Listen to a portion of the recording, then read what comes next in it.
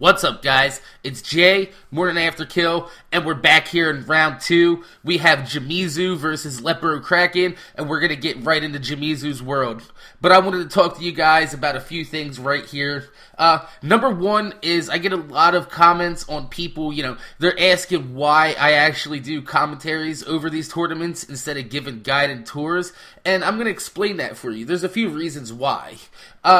Number one is that for the first 2 rounds, I'm showing the same videos from the same people, just against different people. So, if I gave you a guided tour in the first round, in the second round, you'd have another guided tour as well. So, I wasn't trying to do that. The first 2-3 videos, I did do a little guided tour. We were actually talking about the gameplay instead of an actual topic. And the problem that I found out about that is I got a few complaints from people that, you could tell from my voice and from my guest voice, who we actually wanted to win. Not wanted to win, but thought to win. You could tell that, we were excited for some people's worlds. We were excited when certain parts of people's worlds came up. And I was really trying to lean away from that. I didn't want to, try to skew any of the results of the tournament. I wanted you guys to watch these videos, kind of tune out what we're talking about. We have a topic, but it's not really that important. It's not imperative to listen. It's more important for you to watch these videos and compare each world separately. So if we're talking about, a topic, if we have something that we're doing other than that, then you could pretty much kind of just tune us out. You listen mindlessly because we're not really saying anything that important to the video. So while you're watching that, you get a little bit of entertainment, you get a little bit of just us rambling around, just being us. That's pretty much what we do. So that's the reason why I actually do different topics on these tournaments, and it's just I want everybody to have a fair shake at the the pot here, because all these worlds, they stand on their own merits. Every single world in this tournament is getting the prize of being on the tournament filters.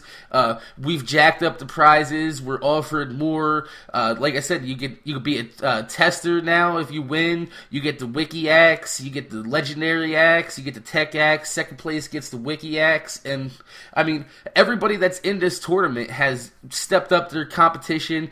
They've brought, everything they've got. You see them using customs. You see them in the next round. You're going to be seeing some jump pads and factories, and possibly in the final round, if it makes it before the next patch does, you'll be seeing all the different colored lightings and the new stuff that are coming out in the patches, like the mine carts and all the new the face forward features. So it's just an awesome way to get these worlds out there, because a lot of these people, like I said, a lot of these people's worlds are on mediocre. A lot of them are on obscure, and it's just a shame that people won't join unless they see that the rank, they're like, oh, this person says they have an epic world, so let's go see their epic world, and then you get in there, and it's just a blank world that they downloaded off the tech game, which, I don't mind that people are downloading worlds with rank filters on them, but it's just, it ruins the whole reason of the rank filters if people have boosted up worlds that aren't epic, but are in the epic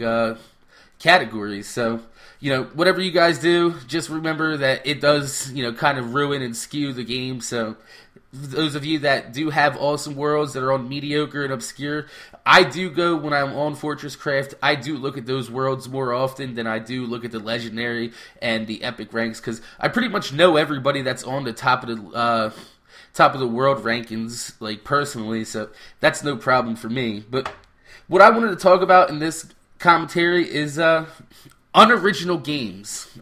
It seems that every game that I'm looking at my stack of games that I have here, I have Battlefield 3, Uncharted 3, I bought Modern Warfare 3.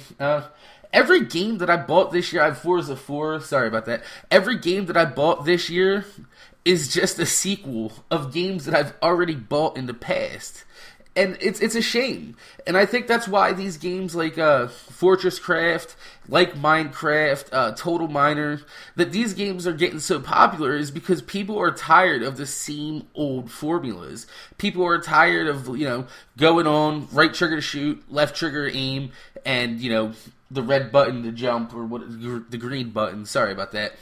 But I think everybody is just getting tired of these same old games, and it's just, opening the door for these new weird games to come out and have a lot of fun with. Because, I mean, who didn't have a lot of fun when they were a kid playing with Legos? I mean, I loved Legos. I used to have this, now they come in sets, but I used to have this big bucket, and it was like, I shit you not, it was like 15 inches, maybe 2 feet tall and like a foot wide, and it was just tucked full of Legos.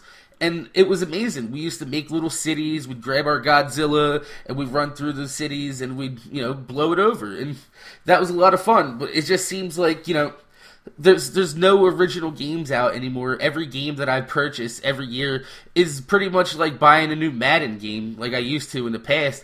And I got tired of that. So I've been looking for games that would keep it fresh. Games that I've never played before, but, they might be. And that brings me to my next topic is I recently bought Halo CE. Now, for a lot of you that are new to my channel and haven't talked to me before, you would know that I hate the Halo franchise. It's not that I hate the franchise, it's just that I'm not usually into, space, lasers for my video games. I do love it for like Star Wars and everything. I love movies like that, but I just wasn't really feeling it for a first-person shooter. And I went and I bought Halo CE, and it was actually a really good game. The campaign is amazing. I've yet to take it online, but I can see that being really fun.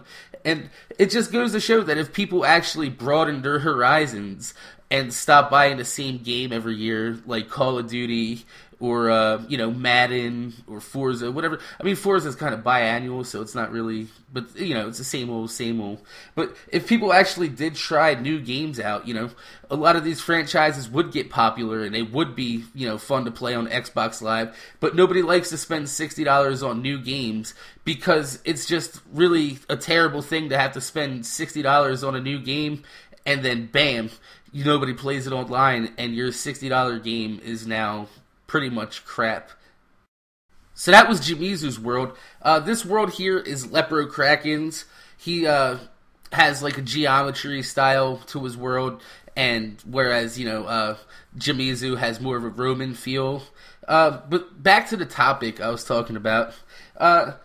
Sequels and remakes aren't really a bad thing. I mean, there are some remakes out there that look really cool. I'm a big Tomb Raider fan. Like I said, I'm going to be picking up the Tomb Raider reboot that's coming out later this year, and I expect big things from Lara Croft. Uncharted 3 is another reason why sequels aren't bad, because every Uncharted game I've played just gets completely more epic as they go on. And if you never played Uncharted and you have a friend that has a PS3 and they have it, give it a shot, because it's a really awesome game. It's just like playing a movie. And I just wanted to say, this brings me to my other topic, is Beavis and Butthead is another remake that just came out recently, and it's really awesome. If you guys are probably too young to remember Beavis and Butthead in their glorious days back in 94, 95, when they had their own Super Bowl halftime show, they had their own music album, they had a movie, there was Beavis and Butthead stickers all over places, there was dolls, there was everything of Beavis and Butthead, and they were really big back when I was in probably end of middle school, beginning of high school. And now it just seems like, they've come back and they're funnier. They're more hilarious. They get into more adult situated themes.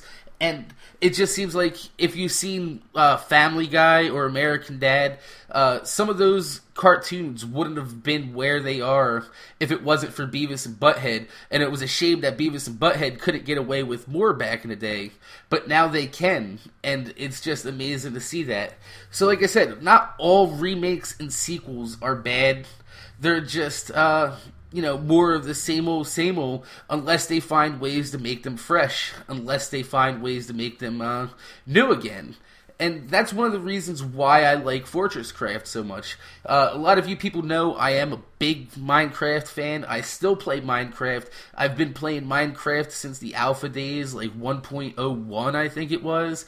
It was about I think August of 2010, June, July, somewhere around there, when I first found Minecraft, and I fell in love because I love the creativity, I love building, and then Fortresscraft came out, and, you know, I just, it pains me to see that there are people out there that can't like a game just because it's similar to another game.